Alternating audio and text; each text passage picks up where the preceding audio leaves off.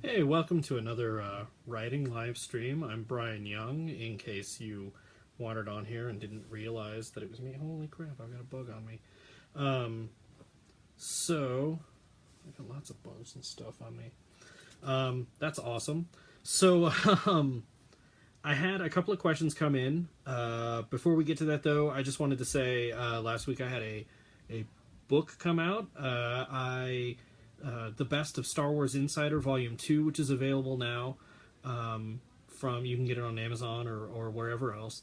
And so I wrote all the introductory essays to all of the pieces from Star Wars Insider that were around, that they decided to include in that volume. So I wrote 20 pieces or so for that, and it's on Amazon now if you want to check it out. It's, like I said, The Best of Star Wars Insider Volume 2, so definitely grab a hold of that. And for those of you interested in short stories, I started a Patreon account so that you could help me become my patron and helping me write short stories on a monthly basis. And I'm going to be putting it out later today to start a vote, so you'll be able to actually decide what sorts of short stories I'm going to be writing. So the URL for that is just patreon.com/swankmotron. So just like my Twitter page and all that sort of stuff. So the questions that we got today, the first one is about beginnings. So Cassidy asked, where should a beginning be placed in the context of a story? Like, where do I choose how to begin, or I think it was more specifically asking how do I make the decision of where to start a story? And that one is that's a hard one, because sometimes I struggle with that. Sometimes I'll start way too early, and sometimes I start way too late. Using Operation Montauk and the Aeronaut as two examples. Operation Montauk I started way too early. My first chapter was originally, for those of you who aren't familiar with the book, Operation Montauk is about a World War II soldier sent back in time to kill Hitler and finds himself 65 million years in the past instead. And he finds this community of time travelers from different eras, and they're trying to find out why they're there and how to get home and how to survive against the dinosaurs, and then the Nazis show up. Right now the book starts with Corporal Mallory having just sort of woken up from unconsciousness after the brutal nature of their time travel to an attack of dinosaurs, and the other time travelers from the era come to save him. Well, originally, my original first chapter was all of this context of him in World War II, with the Montauk Project, with the scientists trying to explain what was going on. And I had all these readers read it, and they kept saying the beginning wasn't necessary, and it didn't necessarily affect the end of the story either. Where Mallory came from is explained in context everywhere else through the book, that you don't need a scene of him being nervous about going through time travel. He's going to be meeting dinosaurs. He's going to be meeting other time travelers. He's going to have plenty of opportunities to show how nervous and anxious he is. So it was something I cut in favor of starting it, in media res, right in the middle of a scene. With the Aeronaut, I had the opposite problem. I started way too late. And it was Aaron Alston, actually, in both of those cases, who told me where I should be setting my beginning. For Operation Montauk, he literally said to me, your first chapter is boring. It needs to go away. With the Aeronaut's a little bit more of a complex story. It's about a soldier in a steampunk World War One, an aeronaut from who wears a jump pack to jump from one side of the enemy lines to the other. And what is now the midpoint of the book, he's wounded, ends up in a hospital, meets a woman, and then there's an espionage plot that plays out after that. And there was only one battle. The opening starts with him being transported from one loss of a battle into the new battle, and Aaron Alston kind of came to me and said, I love jetpacks, I love alternate history, and I love war, and you've lost me. You don't have me, and you should. I want the promise of the book being World War One is that there's going to be more battles. And understanding the context of your structure, there's going to be less battles as it goes along. You need to front load these battles like Empire Strikes Back does, because there is no major climactic action sequence at the end of Empire Strikes Back. It's a climactic emotional sequence. And that's very much, and when he decoded it that way, that's very much how this book is, where I started it as late as I possibly could, but so that you got an understanding of the character. You know, they'll say start as late as you can in the story, and I think that's true. And this one I just cut too close to the bone. So I think it's starting somewhere where you get some idea of what can go on. You know, somewhere where you can explain what the status quo should have been and how it's changing. You know, in screenplays, you think about those first 2 pages as only developing character. It's building what the character is, so that on page 10, that inciting incident that sets them down their path for the rest of the movie is understandable. You know why that's such a risk. So take the beginning of Luke Skywalker, right? Like, everything is character building to show you why he should and tries to say no to this call to adventure he has. You know, Indiana Jones, right? That opening is like the James Bond opening, and I really like those. Star Wars Rebels does those really well too. You know, James Bond, Indiana Jones, where you have an action sequences that shows you exactly how competent your character is, and then you juxtapose that with a very drastically different feeling sequence.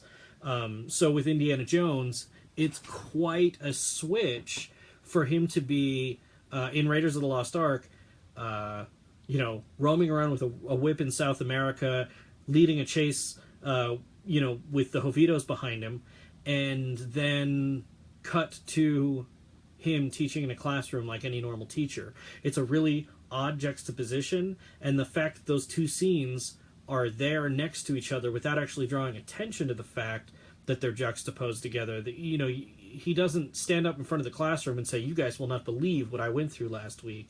It's just something we as the audience take in. It makes it really interesting, and it makes it just the right beginning. So when I'm doing more editorial stuff, or even when I'm starting a novel, I won't start the book until I know what the ending is going to be, because you really need to tie those things together. You got to think about it as a shoelace, right?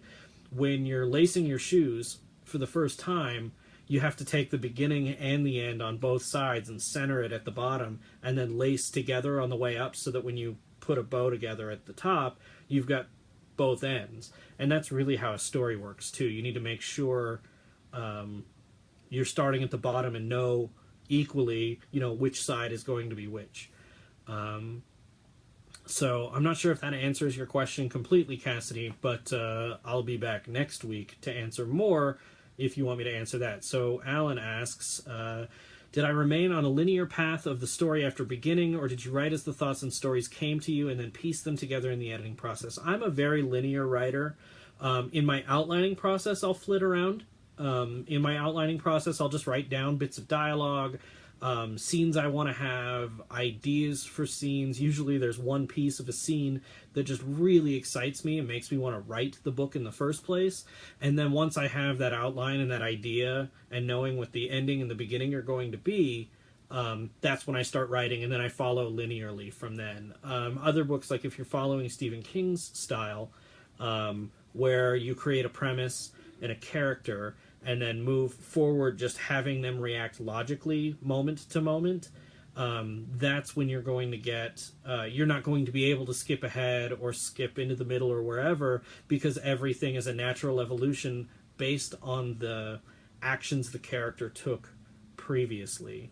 Yeah, so you're reading Dark Tower now, you kind of know how he works. I would highly recommend reading his On Writing if you're going to use that method of writing. And I've written a couple of books that way, and it's a lot of fun. The next question is from Dawn, and she was saying that she's outlining, and she's having trouble with Act 2. So the idea is she knows where the beginning is and she knows where the middle is, and there's characters and stories through that second act that she really doesn't know what to do with or what they should be doing. And I think this kind of goes a little bit back to the answer where through Act 2, what your characters should be doing, we as the audience should have a very clear understanding of what they want and what they're willing to do to get there, right? So they're going through these try and fail cycles. Say you have characters that are trying to escape a city, and the first thing they try is the most logical. They try at the very beginning of Act 2, they try to leave out the front gates of the city, right? That doesn't work. They're foiled. So now they have to think about what's the next path of least resistance that I could take if this is really that important to me. Okay, we're going to try sneaking out over the walls. Well, there's archers there, and there's a problem, and we can't. We fail. We have a clash up on the walls, and now we have to escape, and we have to go underground.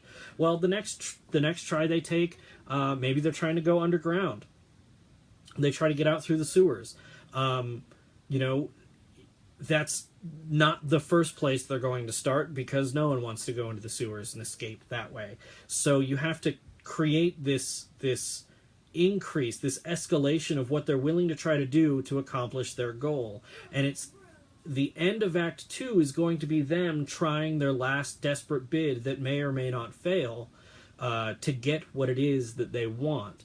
And that's really what it is. I mean, personally for me, when I'm scheduling out my second acts and the climax there, I tend to rely on chases or action sequences where you can kind of tell what's at stake. If you think about the minecart chase in Temple of Doom, right? You know that they need to escape the mine. The only way they have to get out of the mine, it's blocked every other way. There's thuggy everywhere. Here's a minecart. We're going to jump in. That creates a really great and engaging second act structure because you know what they're trying to do. You know what they're trying to do, and you know they're trying to get away, and it's really done in an exciting fashion. Another great Act 2 is North by Northwest, right? North by Northwest has probably one of the longest Act 2s in movies. Act 3 in North by Northwest is about 11 seconds long. It's crazy. Temple of Doom, yuck. Temple of Doom is great. We'll hear nothing bad about Temple of Doom. But with North by Northwest, you know that Cary Grant needs to save Eva Marie Saint. That's his goal. Eva Marie Saint needs the microfilm that's going to save the world because she's a double agent. She needs to do it without getting killed. They're on a chase. They're being chased by the bad guys, and if they get away, they get to get away, and if they're caught, they're on top of Mount Rushmore. This is going to be problematic. And they get there, and they get there, and they get there, and they build. And Act 2 is that ledge that you're hanging on top of. Star Wars movies, you'll notice you're in the middle of Act 2 more often than not because there's a giant bottomless chasm at the bottom of that, whether that's Phantom Menace and the generator, whether that's, Revenge of the Sith and the lava is essentially bottomless, or things like that. But what it is with Cary Grant, you know that all of these things are escalating, and you know how they have to wrap up. And what's amazing about that movie is that Act 3 happens in the space of literally it's 11 seconds. So Cary Grant, the bad guy is bearing down on Cary Grant. Eva Marie Saint, Martin Landau's the bad guy. Eva Marie Saint is literally dangling off of Mount Rushmore, and one of the other bad guys is out on the loose, and we don't know where he is, and we don't know if help is coming. You see a gunshot. Martin Landau falls. The camera cuts over to Leo G. Carroll's character, who's the police officer, who is the cavalry in this situation, with the gun out, having shot Martin Landau. The other bad guy is standing next to him in his custody, and they give him a joke. They let him say, well, that wasn't very sporting. And that's it. The cops came, the cops arrested one bad guy, they killed the other bad guy, cut back to Cary Grant helping Eva Marie Saint up off of Mount Rushmore, and then match cut to him helping her up on the bunk of a train which means obviously they got away, and then you cut to the train entering the tunnel, which is obviously a phallic symbol, and they live happily ever after. It literally takes 11 seconds. They've built to everything and ended it in 11 seconds. That's all the wrap-up you need, which I think is amazing.